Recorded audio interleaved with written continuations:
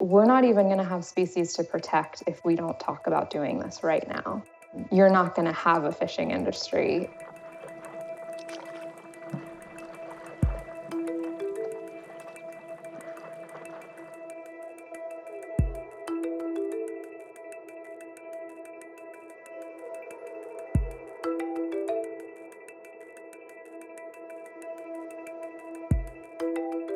We're at this tipping point where we're losing a large number of species in the natural world. That might not seem like a big deal, but life on our planet, our health, our existence depends on biodiversity, which is like a variety of species, plant and animal species, in our planet. So something that I've been pushing for and working for is specifically on the ocean side, protecting 30% of our ocean by the year 2030.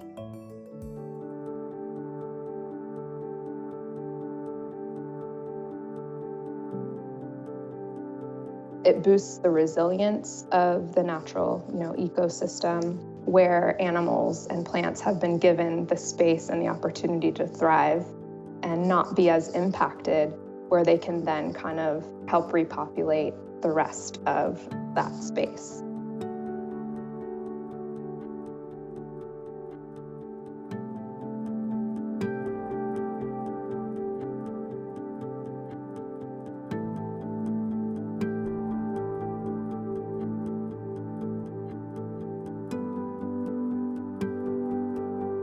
Learning about marine protected areas, California has sort of been the go-to example of how to do this in an inclusive and the right way. And I'm excited for California to kind of take the lead there and continue to be a leader in environmental protection.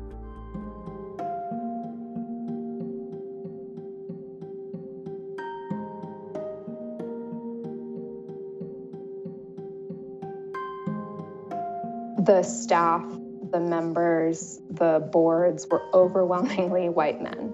And it was backed by organizations that didn't necessarily have a stake in protecting 30% of the ocean or not.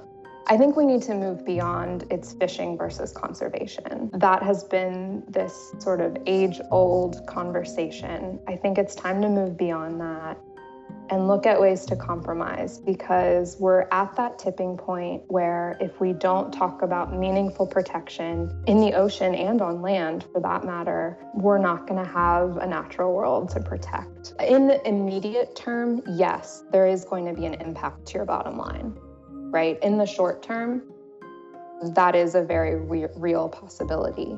But at the same time, we can't just look at today and what it's going to do to your bottom line this year. We have to look long term, because we're not going to have anything left to fish.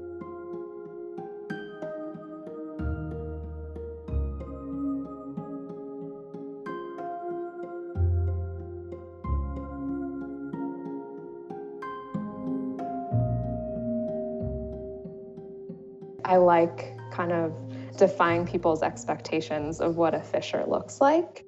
I think I've recognized now, later in my life, that, that's the thing that made me want to be a steward of the environment. Communities of color are often the most impacted by the effects of climate change. So as we're looking at ocean protection as a solution, it's so obvious that we need these same people that are going to be the most impacted at the table and a part of the conversation. They weren't a part of the conversation before, right? We just can't have that happen anymore.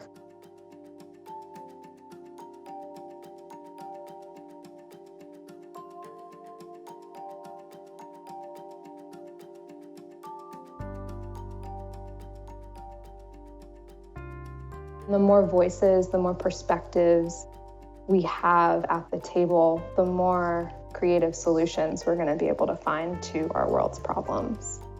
That seems like a very idealistic and kind of, hopeful answer, but it is the answer. We can't ignore all of the relevant voices anymore.